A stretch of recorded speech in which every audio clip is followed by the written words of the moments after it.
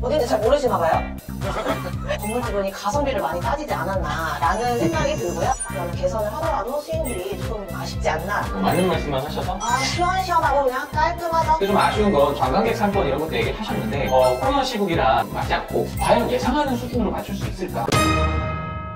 네, 이번에는 제가 선택한 두 번째 건물에 대해서 소개해드리겠습니다. 우선 지도를 보시면 신금호역 바로 앞에 위치를 하고 있어요. 아까 전하 팀장님이 소개해주신 것보다 확실히 두 건 모두 초역세권입니다. 그래서 이 지역 같은 경우는 주변에 탄탄한 대규모의 배우 세대가 있다라는 점과 그리고 학교와 같이 이제 학생들, 주거, 교육 이렇게 해서 생활 밀접형 시설들이 대부분 여기 입점해 있습니다. 그 지도만 딱 봤을 때도 대부분 다 아파트, 정말 배우 세대가 탄탄하다라는 느낌이 있고요. 요즘 또 자연 이런 걸 좋아하시잖아요. 푸르른 것도 많이 보이네요. 공세권 중요하죠. 네, 그래서 이거는 역세권이면서 공세권이면서 학세권이면서 다 가능합니다. 그리고 역 주변으로 해서 항아리 모양처럼 생긴 갇혀있는 상권이기 때문에 훨씬 더 상권이 퍼져나갈 가능성이 높은 지역보다는 이런 항아리 상권에서 신축 리모델링을 접근하면 훨씬 더 안정적인 수익을 가져올 수 있다. 라는 장점이 있습니다. 확실히 또 코로나기 때문에 이런 배우 세대 끼고 있는 물건들이 요즘 인기 많잖아요. 선호도가 많이 높아서. 네, 공실들이 상당히 낮거든요. 생활 밀접형 시설들이. 그래서 그런 것들도 안정적으로 볼 수 있고요. 일단은 신금호역을 보여드리면 주변에 다 아파트가 다 새 아파트들이 올라가 있습니다. 네, 이 뒤쪽으로도 있고 여기도 이편한 세상이 올라가 있고요. 네, 이 역을 기준으로 해서 이렇게 쓱 로드뷰를 보면서도 건물들을 보시면 1층에는 음식점이나 뭐 편의점, 판매 시설들, 위층에는 보통 병의원, 그 위에 또 학원들도 있거든요. 본 건물이 위치한 곳은 이제 역출구에서 나와서 이쪽 골목으로 올라가다 보면 이게 본 건물입니다. 코너가 아닌 듯하지만 코너인 건물입니다. 후면으로 이어지는 도로가 있어서 후면부에 주차를 할 수 있는 주차 공간이 있고요. 그러다 보니 건물이 좀 반듯하게 올라가 있습니다. 물론 이 측면부는 조금 일조권을 받아서 약간 사선이기는 하지만 그래도 이 건물에 또 장점이 있습니다. 이 건물 같은 경우는 대지는 60평입니다. 아주 적당한 크기죠. 네. 그리고 연면적이 220평이에요. 상당히 큽니다. 그 이유가 지하 1층, 지상 5층인데 이 건물 용적률이 무려 287%예요. 많이 받았죠, 용적률. 그러니까 이게 종 세분화가 되기 전에, 법 개정이 되기 전에 지어진 건물이다 보니까 2종 일반 주거지역임에도 불구하고 현행 건축법상 지을 수 있는 용적률보다는 87%를 더 지어서 약 50평 정도가 더 올라간 거죠. 이렇게 50평에서 추가 임대료가 발생을 할 수 있기 때문에 상당히 이득이고 이건 필수적으로 리모델링으로 접근해야 되는 건물인 거죠. 다만 용적률을 많이 받는데 엘리베이터를 안 넣으셨어요. 그게 조금 아쉬운 점이긴 합니다. 하지만 근데 100점짜리 건물은 없다는 거, 상품화 작업을 들어가야 되는 그런 건물이고요. 거래된 금액이 37억이었고요. 평당 5,863만 원이었습니다. 이 물건도 뭐 앞선 천호동 물건만큼은 아니지만 그래도 감정가가 한 34억 정도가 됐기 때문에 대출도 법인으로 진행하시게 되면 한 26억까지 대출이 되는 걸로 알려져 있습니다. 취등록세를 포함해서 현금 한 12억 원 내외로 매입이 가능하고 나머지 여유 자금으로는 이 세입자 명도 부분과 그리고 리모델링에 대한 예비 비용으로 수입을 하셔야죠. 용도가 안 되나 보네요. 공건물 같은 경우는 이제 넘어가시나요? 근데 이제 요즘엔 또 대안이 되는 것들이 뭐냐면 이렇게 엘리베이터를 넣고 이제 영업보상금을 주기도 하고 인테리어를 해주기도 합니다. 그러면서 동시에 재입점을 하는 조건으로 협의를 하기도 하거든요. 물론 재입점할 때 관건은 이제 임대료겠죠. 렌트 프리 기간 등을 통해 가지고 그 부분도 협의를 많이 하시는 편이기도 하고 정 안 되면 요즘은 명도를 안 하고도 공사를 하시는 케이스가 상당히 많습니다. 뭐 그런 부분들도 있으니까 이건 다각도로 그런 검토는 필요하다. 하지만 상가 임차인들만 잘 설득을 해서 외관을 좀 꾸민다면 충분히 임대 수익도 발생을 할 수 있고요.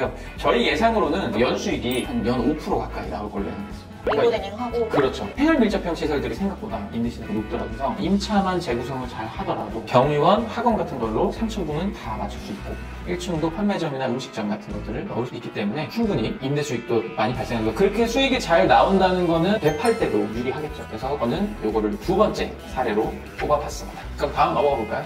근데 요거 건물에 대해서 더 얘기하실 거 없나요? 좋다고 생각하시나 보네요, 이게. 뭐 한 가지 아쉬운 점을 꼽자고 하면 이제 항아리 상권이 코로나 시국에 들어서면서 많이 각광을 받고 있는 거는 뭐 사실입니다. 그러나 거주하고 있는 수요도 좋지만 외부에서 끌어오는 수요도 굉장히 중요하다고 판단을 하거든요. 근데 신금호역 같은 경우에는 인근의 배우 세대 말고는 누가 올까라는 한계점이 좀 있다라고 생각이 들고요. 또 역출구에서 도로가 굉장히 많아요. 이 라인을 이제 지나가는 유도인구들이 몇이나 될까라는 생각이 들고요. 그럼에도 불구하고 어쨌든 상권 자체가 안정적이고 말씀하신 대로 병의원, 학원 맞추는 데는 크게 무리가 없다라고 생각이 듭니다.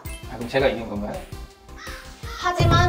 15억 가지고 더 좋은 거를 살 수 있다. 그럼 한번 뭐 전화팀장님 걸로 넘어가 보도록 하죠. 저는 이제 매수자분들이 이제 문의를 들어오실 때 저는 강남 물건 찾아요 라고 하고 그 다음에 후순위로 가장 많이 나오는 곳이 마포구 홍대 상권인데요. 홍대 입구역, 합정역 그리고 성수역 안에 있는 이 매물이고요. 마찬가지로 도로변이 넓고 또 코너 입지입니다. 입지는 그래도 좋네요. 네, 초역세권까지는 아니지만 도보 5분 거리에 위치되어 있는 건물이었습니다. 근데 이 지역도 삼거리 포차로 이어지는 그 라인인데 네. 좀 코로나 오고 나서 경기가 많이 죽으면서 여기도 좀 행해지지 않았나요? 그렇죠. 아무래도 이제 대형 상권들이 타격을 입은 거는 사실입니다. 지금 저평가되어 있고 지금 위기인 곳을 들어가시는 것도 같이 반등하실 때 투자 수익률이 굉장히 높을 거라고 생각이 들고요. 저는 홍대 상권은 대체할 수 있을 만한 상권이 없다라고 판단을 하고요. 무조건 다시 살아날 것이라고?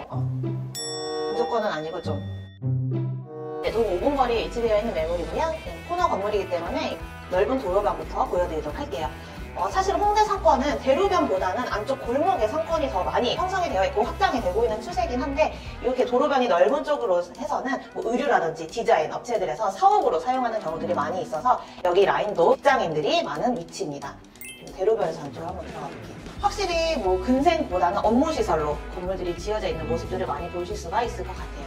이 라인으로도 손바뀜이 굉장히 많이 일어났었고 그리고 공사하고 있는 모습들도 현재 보실 수가 있습니다. 이 건물에 대해서 설명을 드리자면 대지는 38평, 연면적 62평, 지하 1층에 지상 3층 규모의 건물로 2종 일반 주거지역입니다. 66년도에 준공이 됐고 3층 건물이기 때문에 뭐 엘리베이터 따로 없고요. 주차도 따로 없는 그런 상황입니다.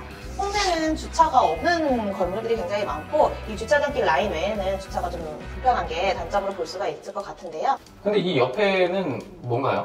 이 옆에도 공사하고 있는 상황이에요.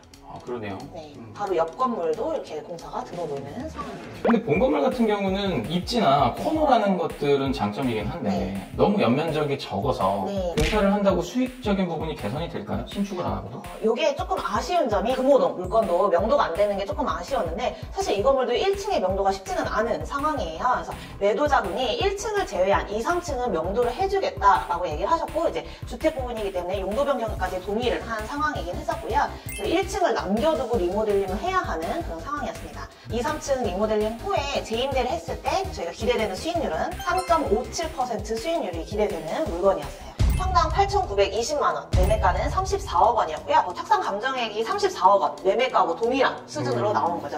대출 가능액도 개인은 14억 원이었지만 법인의 경우는 27억 원까지 가능한 매물이었습니다. 근데 일단은 이 건물 같은 경우는 뭐 나중에 보유를 하다가 재매각하는 것까지 고려한다면 비용이나 노력과 시간이 들더라도 리모델링보다는 신축이 나은 거 아닌가요? 신축 같은 경우는 그러면 2, 3층을 비워두는 기간이 굉장히 길어지기 때문에 저는 우선 리모델링을 하는 걸로 추천을 드렸고요.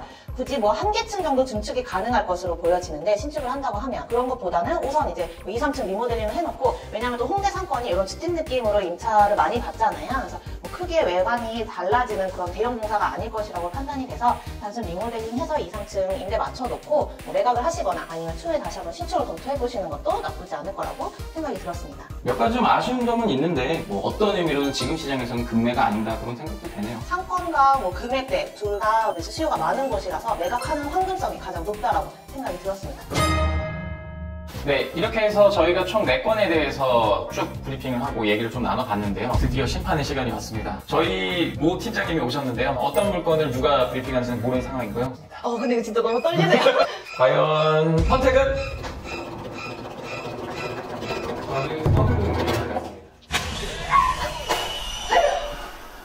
역시 팀장님이 안복이 있으시네요. 저희가 이제 벌칙은 앞으로 차차 준비를 하는데요. 더 센 걸 거랬다 괜히. 손목 맞기로 대신하도록 하겠습니다. 똘똘하네요. 이게 뭐야? 네, 이렇게 해서 손목 맞기까지 끝냈습니다.